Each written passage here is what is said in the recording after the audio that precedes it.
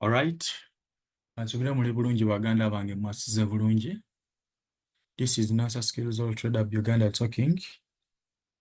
Let me hope everything is going well as we watch planning. Mani, there is this guy of Galaxy TV agamba obulamu butambulanga bwenna bubala. Yeah, ansubira obulamu naawe butambulanga wakola ki? Wabubala. Nina oluusi narrations zenkola n'ebigambo bye njogera.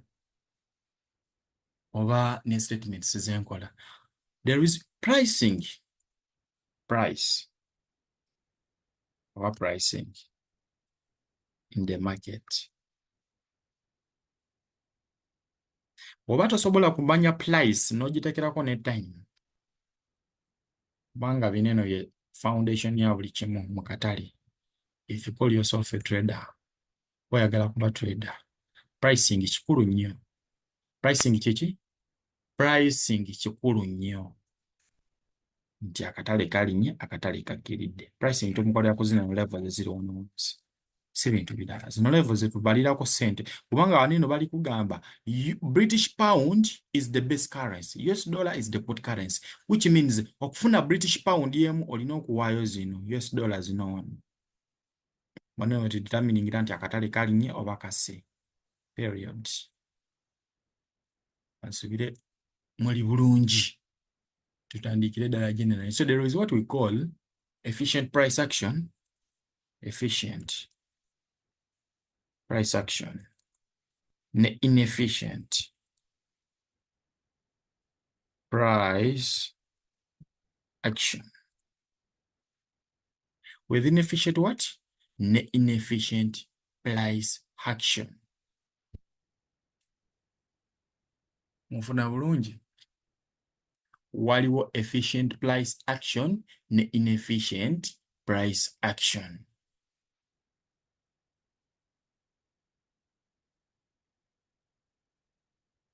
What is efficient price action ne inefficient price action?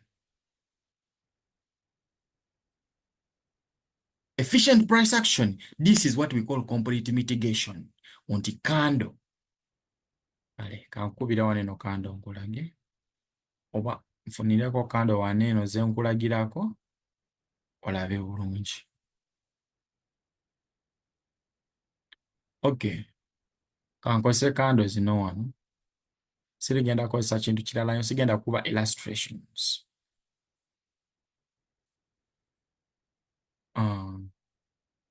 Twasoma ku fair value gaps over imbalance.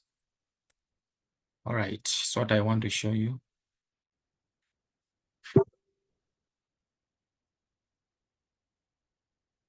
How are you?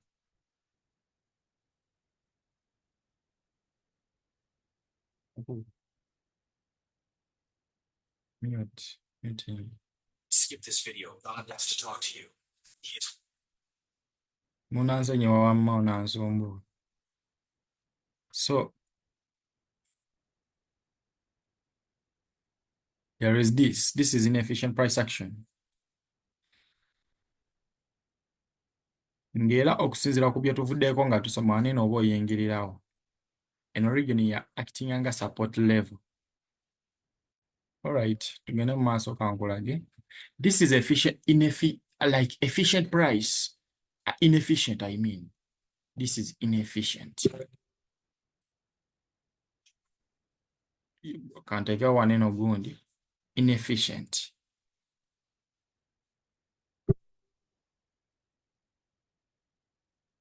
Price action. Mfuna bulungi. Inefficient price action. Nchitegera bulungi. Wachi it's inefficient. Kubanga price nabagamba erino kubalansinga between buyers and sellers. Kino mbadde sinaba kibanyonyola bulungi. Between the difference between efficient and inefficiency. Fine, mbadde nga mbyogera ku fair value gaps but nga sinaba kiwa a more detailed info about it. Onfuna. kubanga kuliko ebitambulirako oba emitendera gyako. So if it's inefficient, market eba erina okujja ebalansingewo.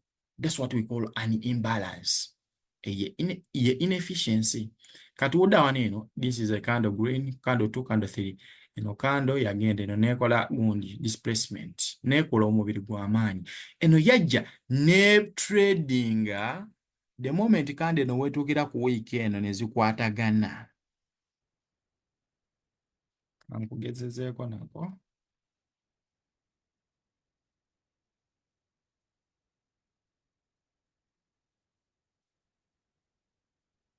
The moment the third candle eno candle eno ey'okubiri wejjira ku week eno ne bikwatagana wano. Munfuna bulungi. Your price eba eri balanced. There is no need for imbalancing, for balancing it. Kati wano eno waliwo inefficiency. Munfuna bulungi. Inefficiency everywhere. Munfuna bulungi. Ate inefficiency means displacement. Nabagamba market weba ekola gundi zineno ekitegeeza eba erina liquidity gwebala gwegoba mu bbanga. That's displacement. That's what? That's displacement. Akati omanyi abantu ebintu bingi bye batategeera. Abantu ebintu bingi bye batakola ki? Bye batategeera. Omuntu w'alaba kando ng'eno. Eno kando yiino. Kando wegendezenga nnyo kando zinene zikola displacement zineno. Market wetandika okuprintinga bikandos ebiwanvu bwe biti. Abantu abasinga baba baagala kugoberera trend bagule. Baba bakola ki? Baba bagoberera trend bagule. Munfuna. Ngera zineno kando ze zikola imbalance. In most cases, kando ze zikola imbalance zineno teziwangala. That's why they are called the vector candles. Vector candles. That's why they are called what? They are called the vector candles. Bagenda ku manipulating a retailer oba gwe ali kuyigira waneeno nti market eri kwambuka speed y'amaanyi nnyo ngera kineno ntero kiraba kibeerawo ku mawulire ga NFP. Amawulire agasinga wekibeererawo kinene ekintu ngera bafeera abantu bangi nti it's a strong buy. Obalaba eno movement batya oku losing opportunity nabo bayingira mu kubandi wagon bagule. Kati waneeno smart money ekola opposite. Eba enoonya opportunities ziseeringa. Eba enoonya ki? Eba enoonya opportunities ziseeringa. Era waneeno baba banoonya opportunity eseeringa bayingiriramu ku high. Bayingiramu ku ki? Entry models. Forming a vector candle. Njagala nkulabe ku zi vector candles ezisinga olabe mu direction gye zagendamu bazaawangaala. Look at this. Lino erya red. Wezitudde teziwangaalawo nnyo. Waliwo omwana eyambuuza kweno gap. This is called a void. Liquidity void. Voids everywhere. Candles zino. Zino zitandika okuforminga manya. Banoonya opportunity e buying.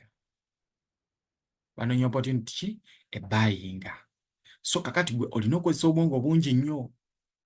Kubanga jjukira zino vector candles zo wozirabira. Look.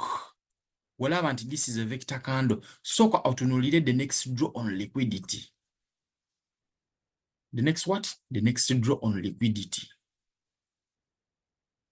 Olabe imbalance eno lotwagijjawo.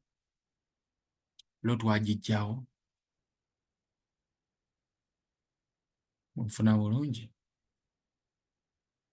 lotwagijjawo, which means this was liquidity. Remember, this is a daily time frame. Ono yali liquidity w'amaanyi, yali asobola okwactinganga liquidity oba support market nedda mu bbanga.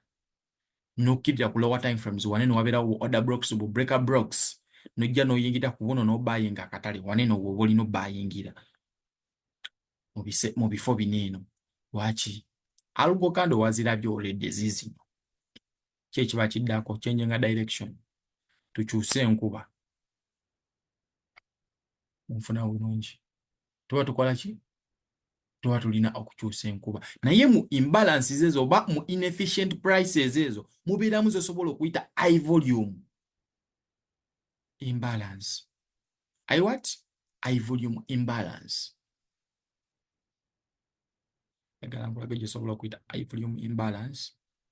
Ogitegeera bulungi.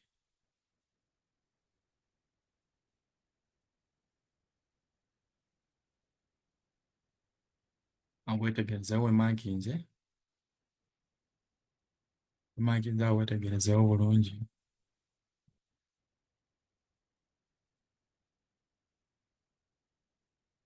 Naawo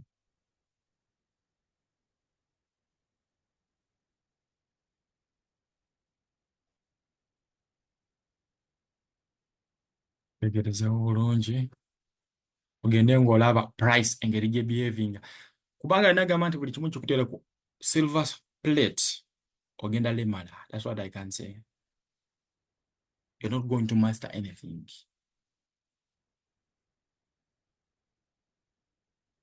Togenda kola ki? Togenda masteringa kintu kyonna.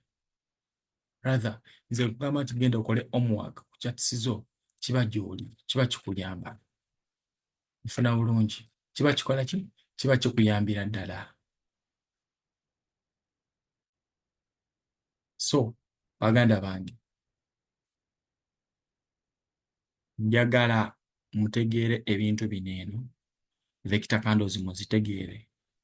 Algo candles muzitegeere. Algo candles ezilinganga pin bars. Oba tugambe bwe tuti. Naye nga tebanga pin bar. Nkirese bubi tebanga pin bar.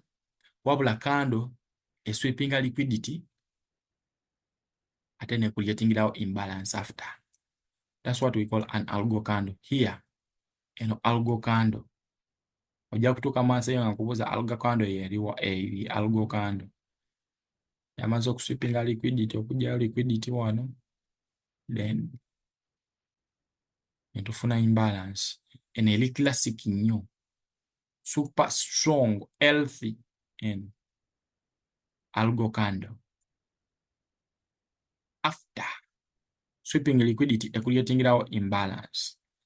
Eringanga order block. Nayo oba ogulira ewaddako in this scenario oba ogulira ku the next candle. Okola ki? Oba ogulira ku the next candle. Olaba obulungi wanino yakola kyosobola okuyita liquidity sweep. The next candle ne creatingako kyosobola okuyita imbalance.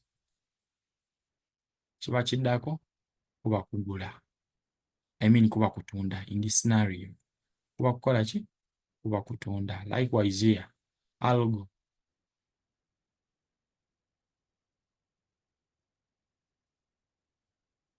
Support levels.